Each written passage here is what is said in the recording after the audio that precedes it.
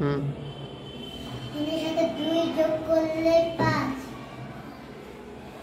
5 এর সাথে 3 বাদ দিলে 2, 2 কে 4 দিয়ে গুণ করলে 4 দুগুণে 8, 8 এর সাথে 2 যোগ করলে 10, 10 কে 5 দিয়ে ভাগ করলে 2, 2 এর সাথে 5 যোগ করলে 7, 7 এর সাথে 3 যোগ করলে